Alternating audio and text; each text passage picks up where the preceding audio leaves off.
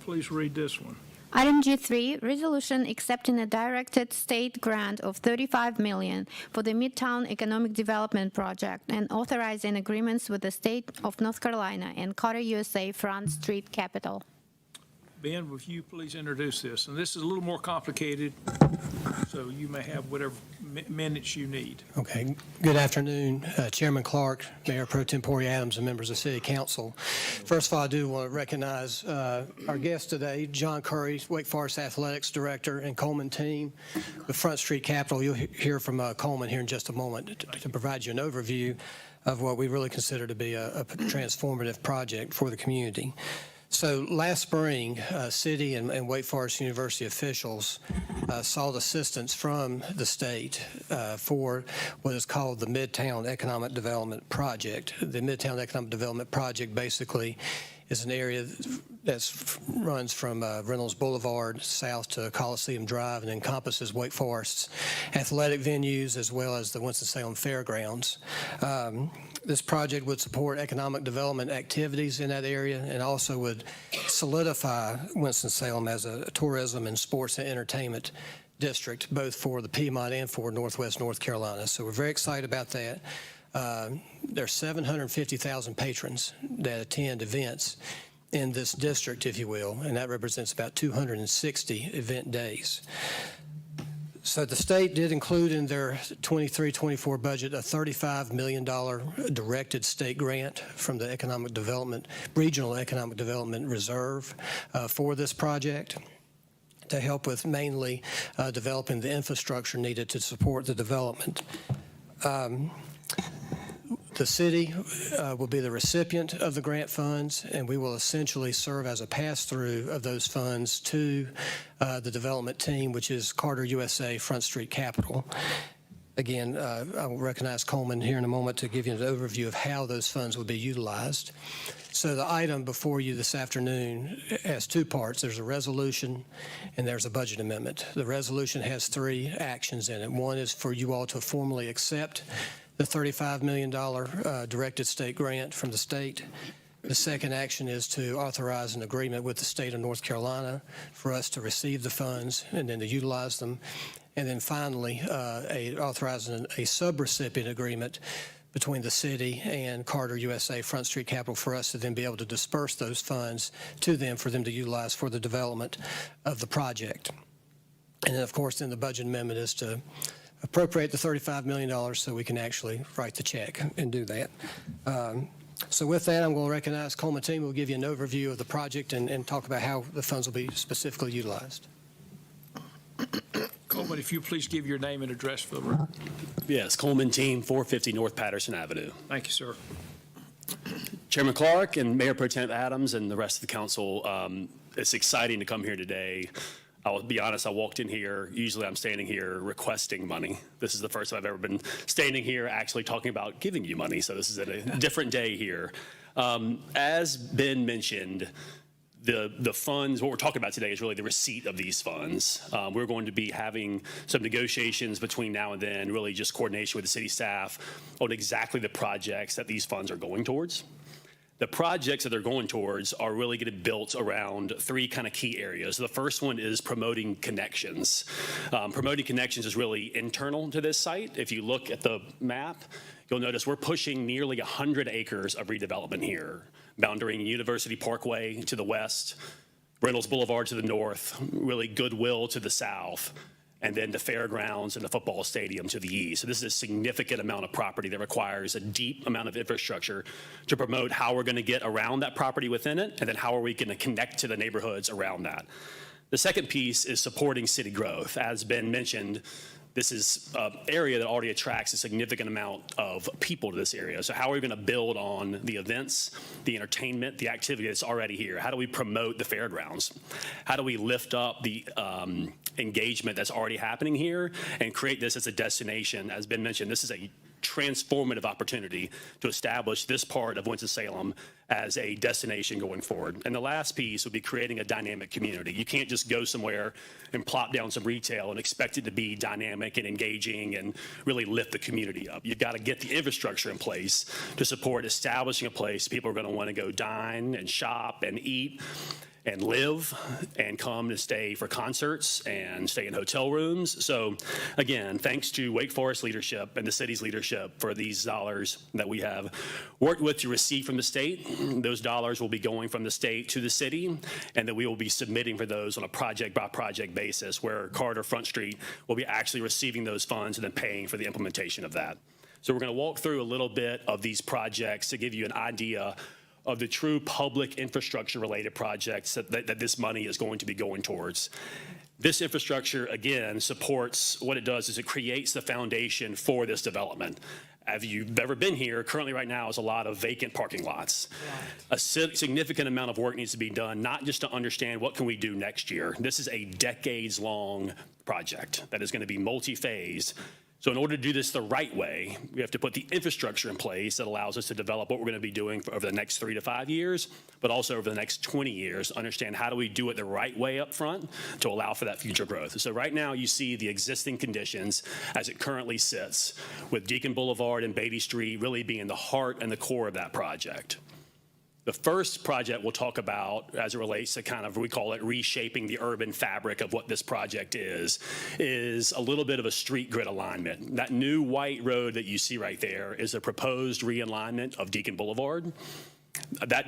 We do that for a couple reasons. One is if you've ever tried to walk across Deacon Boulevard, it is a 4-lane, very unpedestrian friendly road where the goal is to take that from 4 lanes to 2 lanes in the heart of the project and turn it into really a pedestrian thoroughfare that cars will also be able to travel on during the week.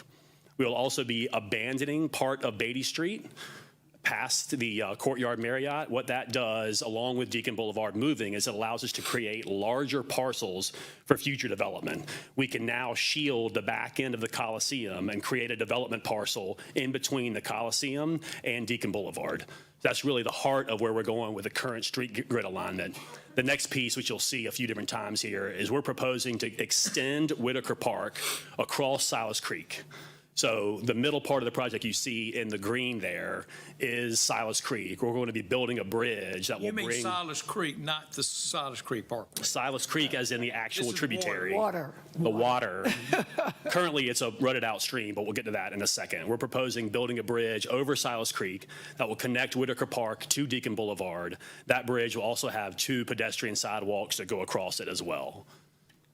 The next thing to really talk about along with that infrastructure is we're going to be moving a lot of the utilities that you see here, both underground utilities and then also all the power poles you see above the ground. We're going to be taking all that power underground. So all you'll see are the street lights like you see in a lot of these mixed use and master planned neighborhoods.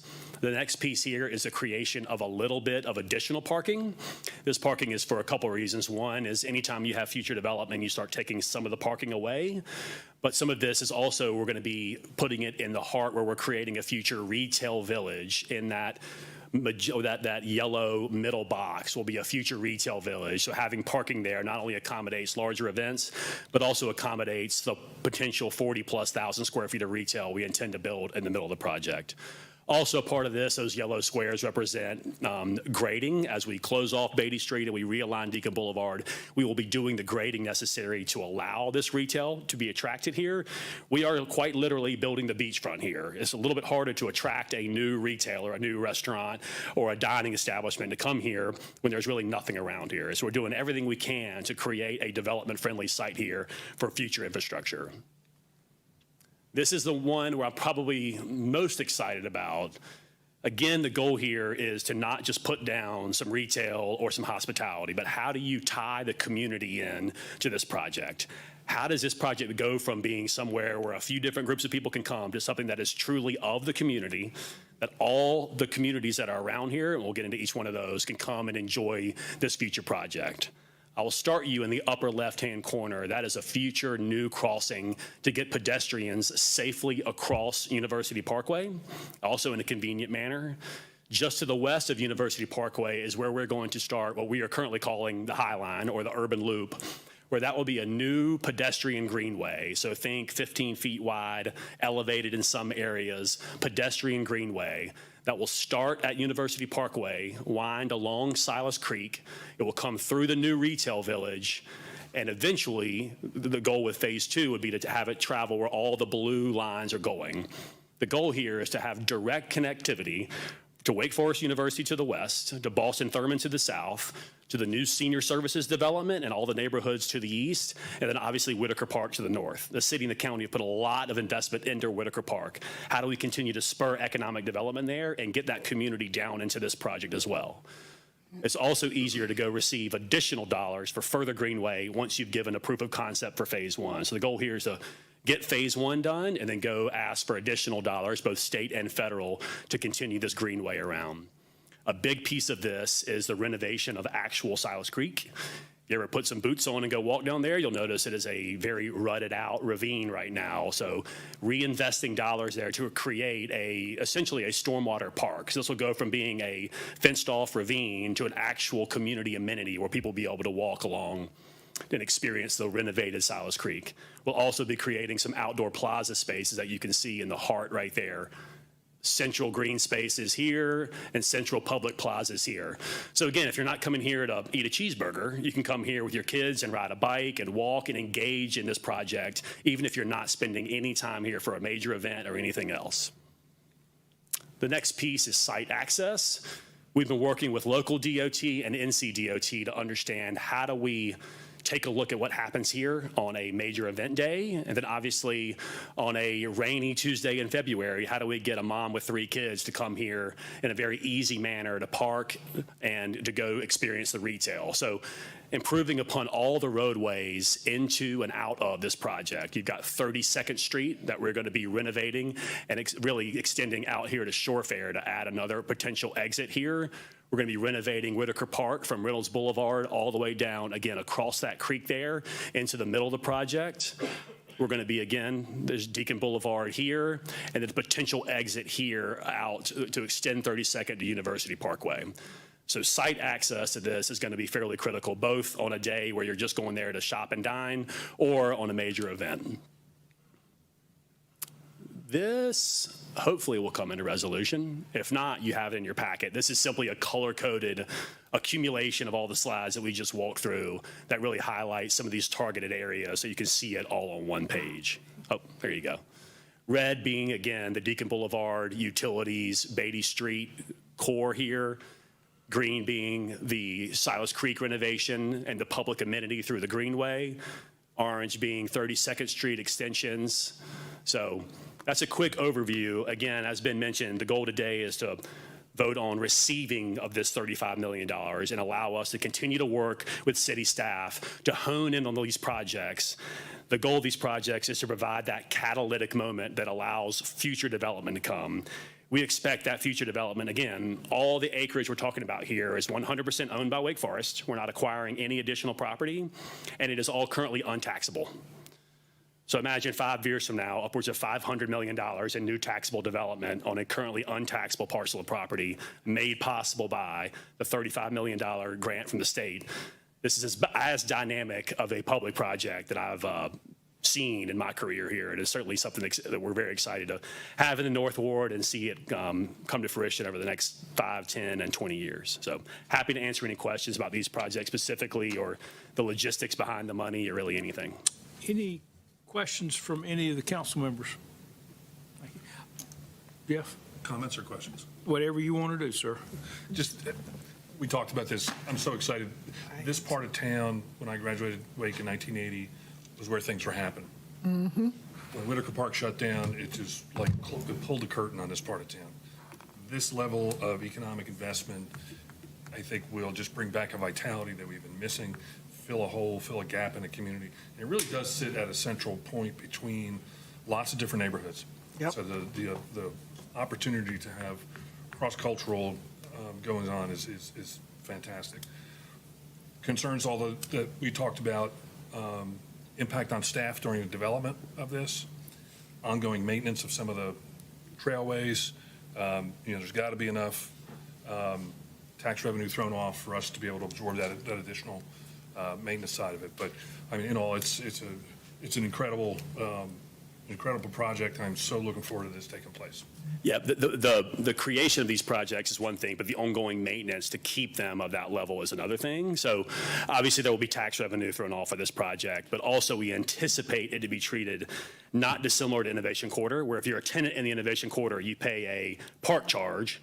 that goes towards the amenities within the property, meaning major events, security, landscaping, all the things that continue to make these mixed-use areas nice and very well maintained for the future. So we anticipate there being a pretty deep public-private partnership on the actual maintenance going forward.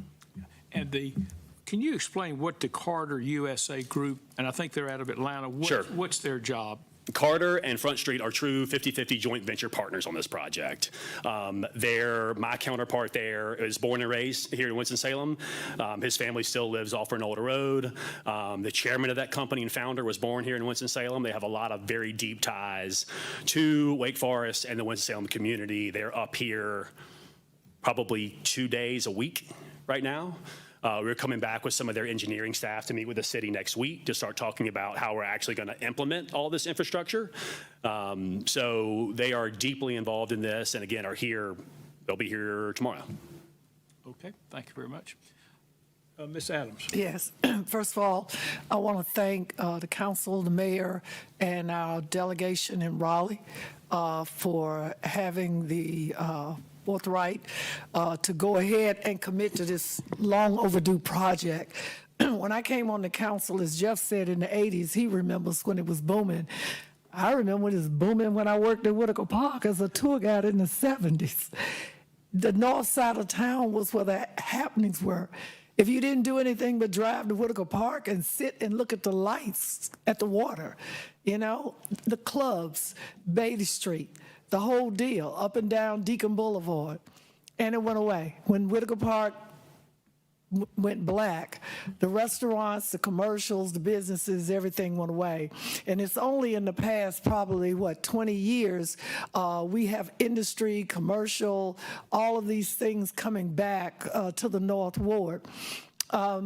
Again, I am looking so forward to this because Dr. Hatch was the president when I got on the council, and John knows about it. You do too, Coleman. I told him tear them buildings down because they were boarded up restaurants. They were just boarded up, blighted buildings, and I understood that Wake had to get a plan together, but I told them my community was getting very impatient, and they did that, and then a year or so ago, we had to demo some others, but with Whitaker Park and all of this habitat, the food bank, senior services, the new industry that's coming, that's over there now. I've always said we needed a bridge, John, from this campus over to the other side. It's 6 lanes of traffic, if not more, on University Parkway from the time you hit it downtown until you make that turn off of Cherry Street and University. But again, Coleman, I'm excited. I look forward to working with you and staff. I know they're excited because this is another level of creativeness within the city since the Innovation Quarter. So I'm excited. Thank you. Ms. Scipio. Yes, just want to make sure I understand this completely and others in the community.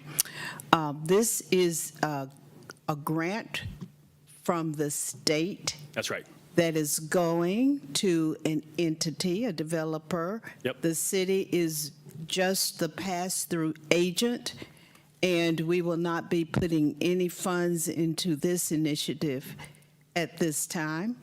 Is that right? That is correct. Wake Forest and the city went to the state to petition for the dollars. These are dollars that are coming from the state to the city. They'll be passing through the city to us on behalf of Wake Forest on a project-by-project, month-by-month basis where we hit all the benchmarks, both financial and project level, that comply with the state regulation, and then until we exhaust the funds, and there is no anticipated request right now from the city.